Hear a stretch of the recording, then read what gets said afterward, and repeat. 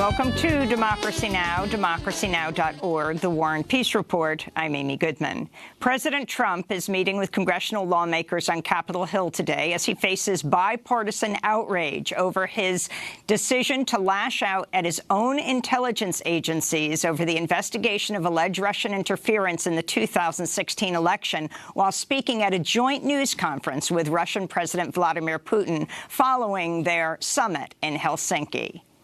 I do feel that we have both made some mistakes. I think that the probe is a disaster for our country. I think it's kept us apart. It's kept us separated. There was no collusion at all. Everybody knows it. Comments infuriated both Democratic and Republican lawmakers. Senate Armed Services Committee Chair John McCain called them one of the most disgraceful performances by an American president in memory.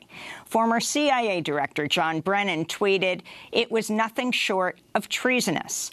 Trump's own national security advisor, Director of National Intelligence Dan Coats, said in a statement that was reportedly not cleared by the White House, quote, "We have been clear in our assessments of Russian meddling in the 2016 election and their ongoing pervasive efforts to undermine our democracy, and we will continue to provide unvarnished and objective intelligence in support of our national security." Even Fox News joined in the chorus of criticism, with Neil Cavuto of Fox Business calling Trump's comments disgusting and Fox News anchor Bret Baier calling it surreal. We'll have more on Trump's summit with Russian President Vladimir Putin after headlines with Katrina vanden Heuvel, editor and publisher of The Nation magazine. And we'll go to Helsinki to speak with Sam Husseini, credentialed to cover the summit for The Nation magazine, but dragged out of the press room before Monday's press conference while he held a piece of paper that read Nuclear Weapon Ban Treaty. In San Diego, federal judge Dana Sabraw has ordered a one-week halt to the deportation of migrant families who've been reunited after being separated by immigration officials at the border. The ruling came after the American Civil Liberties Union raised concern about mass deportations following the reunification of migrant children and their parents, many of whom are seeking asylum in the United States. In total, up to 3,000 children were separated from their parents, hundreds of whom may have already been deported. Israel's further tightened its blockade on the Gaza Strip, announcing Monday a suspension of all fuel and gas deliveries. This comes after Israel and Hamas brokered a ceasefire late Saturday, after the Israeli military launched the heaviest bombing assault on Gaza since the 2014 war, killing 2 children. And Hamas fired a series of rockets toward Israel, wounding 4 Israelis. Meanwhile, the Israeli Knesset has approved controversial legislation that would ban groups from entering schools if they're critical of the Israeli military. This is Avner Gavaryahu, executive director of Breaking the Silence, one of the groups that would be affected by the ban. I can promise that we're going to do whatever we can to fight against this dangerous government, and I'm pretty sure that the students that heard us last year and the principals and teachers that invited us will continue to do that and support our work.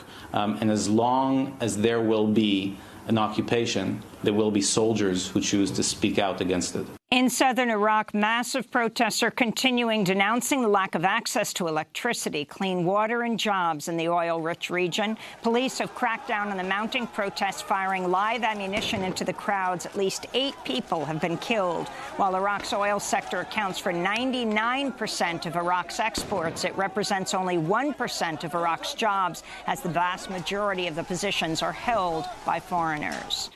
Egypt's parliament's approved a law that could give senior military commanders immunity from future prosecution over the deadly crackdown following the 2013 overthrow of President Mohamed Morsi. More than 1,000 protesters were killed when soldiers opened fire on a sit-in in Cairo protesting Morsi's ouster. In Nicaragua, the Organization of American States says the death toll from mounting anti-government protests has risen to at least 273 people since the uprising erupted in April. Both opposition groups and pro-government forces have been accused of violence, including kidnappings and killings. On Monday, hundreds marched in the streets of Managua to demand justice for students killed Friday during an hours-long standoff at the National Autonomous University of Nicaragua between pro-government forces and opposition protesters who'd seized control of the university campus. Today, we're here at this march after what happened at the National Autonomous University of Nicaragua, the massacre at the university on Friday, July 13th, due to how the evil government attacked our brothers at the university. They attacked them in a cowardly way. The Nicaraguan government says the official death toll is 51 and accuses opposition protests of using violence to overthrow the elected leftist government. On Sunday, Nicaragua's national police accused the opposition of kidnapping, torturing and incinerating a police officer. Thousands of Amazon workers in Germany, Poland and Spain are on strike today to protest poor working conditions. Today's strike was timed to coincide with Amazon's promotional holiday called Prime Day, which the company uses to try to drive sales. Uber is under federal investigation for gender discrimination. The U.S. Equal Employment Opportunity Commission's probing Uber's hiring practices, wages, and other evidence of gender-based discrimination.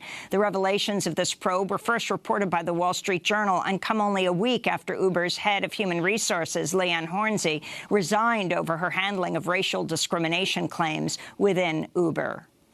President Trump's son-in-law, senior advisor Jared Kushner, is facing more scrutiny over his family's real estate empire, Kushner Companies. On Monday, 20 current and former tenants of a Kushner Companies owned property in New York City filed a $10 million lawsuit claiming they were harassed into leaving their rent-regulated apartments so the Kushners can turn the property into luxury condominiums. The tenants say the Kushners use harassment like loud and obnoxious drilling and a constant cloud of toxic smoke and dust in order to force tenants out.